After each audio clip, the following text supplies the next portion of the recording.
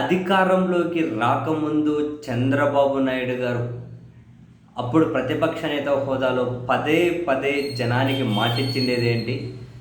జగన్మోహన్ రెడ్డి జగన్ గారు అమలు చేస్తున్నటువంటి సంక్షేమ పథకాలను ఆగిపోనివ్వం, వాటిని కొనసాగిస్తాం, అంతకు మించిన సంక్షేమాన్ని మేము అందిస్తాం.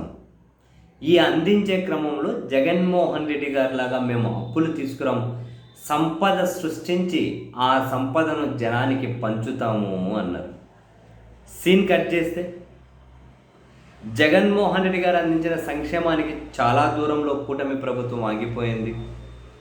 సూపర్ 6 అని చెప్పి వీళ్ళు ఘనంగా ప్రచారం చేసి అందులో టాప్ 1 టాప్ 2నే లేపేశారు ఆ లిస్టులో నుండి.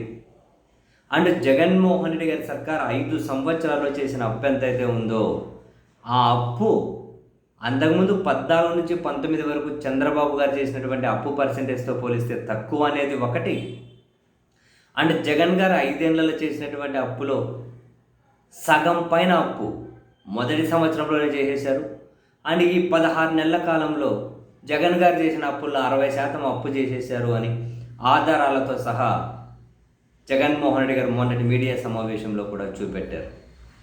అండ్ మంగళవారం వచ్చింది అంటే జగన్ గారి సర్కార్ ఆర్బీఐ దగ్గరికి వెళ్ళి 1000 కోట్లు అప్పు తెచ్చుకుంటూ ఉంటే అదే తెలుగుదేశం పార్టీ వాళ్ళ పత్రికలు మంగళవారం అప్పుల వారం అని రాసుకుంటూ వచ్చాయి. సీన్ కట్ చేస్తే ఇప్పుడు చంద్రబాబు గారి సర్కార్ 5,000 కోట్లు 7,000 కోట్లు మంగళవారం వస్తే విచ్చలవిడిగా చేసుకుంటూ ఉన్నా అది ఎక్కడైనా లోపల చిన్న వార్తగా రాయాలన్నా కానీ తెగ మొహమాట పడిపోతూ ఉన్నారు తెలుగుదేశం పార్టీ పత్రికలు. అయితే ఈ క్రమంలో సంపద సృష్టిస్తామన్నారు, ఇన్ని మాటలు చెప్పారు, రాష్ట్ర సంపద ఏమో పెరగడం లేదు, పైగా అప్పులేమో విపరీతంగా పెరిగిపోతున్నాయి, ఇచ్చిన హామీలు కూడా ఏమీ పూర్తిగా అమలు చేయడం లేదు అని చంద్రబాబు గారి మీద పూర్తిగా అసంతృప్తిగా అనిపిస్తూ ఉంది జనాల్లో కూడా. ఈ క్రమంలో 2 రోజుల పాటు కలెక్టర్ల కాన్ఫరెన్స్ నిర్వహించినటువంటి ముఖ్యమంత్రి గారు ఆ కలెక్టర్ల సమావేశంలో కొన్ని ఆసక్తికరమైన వ్యాఖ్యలు చేశారు. బహుశా దీని మీద ఆశలు పెట్టుకునే చంద్రబాబు గారు సంపద సృష్టిస్తానని జనానికి పంచుతాను అని చెప్పారేమో, ఇప్పుడు ఆశలు ఆవిరైపోయాయేమో అని చెప్పి అనిపించింది. ముఖ్యమంత్రి గారు చేసిన కామెంట్స్ ఏంటి? కలెక్టర్ల సమావేశంలో ఎర్రచందనం మీద బోలెడు ఆశలు పెట్టుకున్న, లక్షల కోట్లు వస్తాయనుకున్న ఎర్రచందనం ద్వారా, కానీ మీరేమో దాన్ని నార్మలైజ్ చేశారు. ఇప్పటికైనా ప్రణాళికలు రచించండి, ఎర్రచందనం ద్వారా ఎక్కువ ఆదాయం వచ్చే ప్రణాళికలు రచించండి. నేను ఇంత గట్టిగా ఇన్నిసార్లు ఎందుకు చెబుతున్నాను అంటే మన దగ్గర దొరికే ఎర్రచందనం అనేది చాలా యూనిక్. అది శేషాచలం అడవుల్లో మాత్రమే దొరుకుతుంది. అది చాలా యూనిక్, ప్రపంచంలో చాలా డిమాండ్ ఉంటుంది. మీరు దాని ద్వారా ఎక్కువ డబ్బు వచ్చేలా చూడండి. నేనేమో లక్షల కోట్ల ఆశలు పెట్టుకున్నా, మీరేమో దాన్ని నార్మలైజ్ చేసేశారు. ఇప్పటికైనా మించిపోయింది లేదు.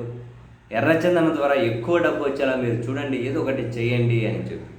అంటే ఎర్రచందనం ద్వారా లక్షల కోట్లు డబ్బులు వస్తాయి అని, ఆ డబ్బుల్నే సంపద సృష్టిగా చూపించి ప్రజలకు సంక్షేమ పథకాలు ఇస్తామని చంద్రబాబు నాయుడు గారు చెప్పారా? ఇప్పుడు ఎర్రచందనం ద్వారా వీళ్ళు ఆశించినట్టు లక్షల కోట్లు రావడం లేదా? సో మరి చంద్రబాబు గారు దాని మీద ఆశలు పెట్టుకొని ఎక్కువ మాటలు చెప్పారా? ఇప్పుడు ఆయన ఆశలు ఆడి ఆశలు అయిపోయాయా? సో ఎవరికైనా కలిగే అనుమానమే కదా. లక్షల కోట్లు వస్తాయని చెప్పి నేను అనుకుంటే మీరేమో నార్మలైజ్ చేసి ఏం రాకుండా చేశారు. ఇప్పటికైనా ఎక్కువ వచ్చేటట్లు చూడండి అని కలెక్టర్ల సమావేశంలోనే ముఖ్యమంత్రి గారు చేసినటువంటి వ్యాఖ్యలు. మరి ఇక ఎర్రచందనం మీద నెక్స్ట్ టైం కనుక వీళ్ళకి ఏమైనా టార్గెట్ ఫిక్స్ చేసింది ఆదాయం అని చెప్పి, సో వచ్చిన ఆదాయం ఏమైనా సంక్షేమ పథకాలకు మరో దానికో ఖర్చు పెడదామని ఆలోచన చేస్తున్నారేమో తెలియదు. చూడాలి మరి.